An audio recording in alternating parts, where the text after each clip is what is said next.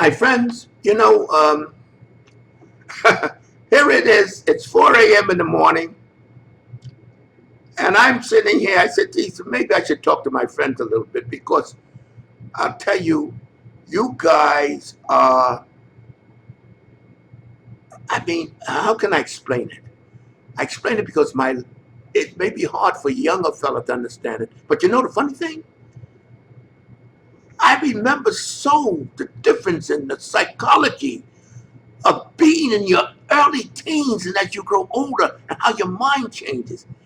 I was thinking the other day, and I said, I bet you some of the guys that listen to me will get a kick out of this. We were, I mean, it's the omnipotent. It's like life is yours. Nothing, you got everything tied up. Now, I'll tell you something. When the day, in our day, when we were young, we had a little clan, actually. All the guys from the high, not all the guys, about 6 or 7 of us used to hang out. We did everything together. And we just enjoyed so much enthusiasm. So, we're walking down the street. It's so funny. And we get this guy, a pretty large guy, and behind us. And, we were 14, 15, 16. But we were, built. People just didn't have those kind of builds. People just didn't train. It's not like today. And people be looking, the only thing that gave the smile at us is the girl. The guys be looking us up and down with a frown, but the girls smile. The women know when they see sexuality walking. But in any case, this guy was behind us.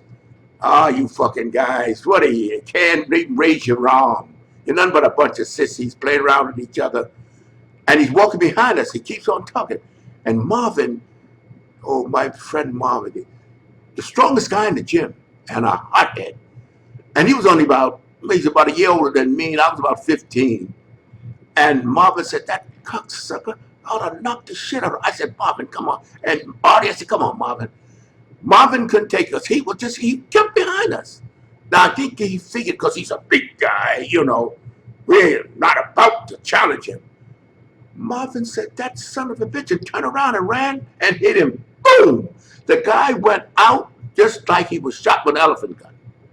He hit the damn ground. We almost shitted in our beds. We said, oh, God, Marvin, you killed him. We ran like hell to the gym. We were terrified because the guy went out. I said, Bob, you should be a goddamn boxer. We said, I'm jumping myself, but this guy went out. He was a big guy. He must have been 250 if he was 100 pounds. And that's why he thought he had the arrogance to walk, because we were younger, we weren't, we had muscles, but we weren't huge. And I never seen Marvin hit anybody, anything like that before. Marvin was so angry. The guy, what fascinated us is the way he hit the ground. Just like he was shot. We ran to the gym terrified. Oh, God, Marvin killed the guy. We ain't going to jail. So we run up to the gym and we lock the door. And we're sitting there waiting for the cops. We waited a couple of hours. Then we started to relax. Then we started training. And nothing ever came of it. But that was just one of the incidents as we were growing up that was so dramatic. And then we used to play the game in the restaurants. We would go to the restaurant and each of us get a separate check. And Jerry Mintz was the guy that we always left as the fall guy because he liked, he was that type of guy that could bullshit you. So when we walk out of the door, they look to get paid. We say, oh, he's got it, Brenda Jerry. So after we all left, we went outside the restaurant and to see what happened. And you see Jerry argue with the guys. Hey, look, I don't know nothing about these guys. You let them go. They said they know this is my check. I'm paying for my check. And they would usually tell us, don't ever come back here. So one time we used to go to the spaghetti house maybe once a week or so. And you get 3 meatballs and a big plate of spaghetti. I guess it was $1.50 so. And at that time, so we'd all get separate checks, do the same old story, and point to Jerry. And Jerry was the last guy in the line, to pay. So Jerry says, I don't know anything about these guys. What do you bother me for? The guy behind the counter pulled out a gun and say, "You son of a bitch, I ought to shoot you. Sit down in that chair. I'm calling the goddamn cops. I ought to shoot you. What are you playing? Don't play me for this guy was stuck. Don't play. He had the gun. Don't play me for a fool. You think you're gonna beat me out of all those?" Jerry said he was terrified. He said, "Look, I'm not. I don't. I didn't tell you that I had the check." The cops came. So the guy complained to the cops. What happened? The cops said, "Mister, he has a check. He's paying you for it. You let them guys go. It's not nothing we can do." That guy told Jerry, "I ought to shoot you dead, you son of a bitch. If I ever catch you guys around my restaurant again, you're a dead man."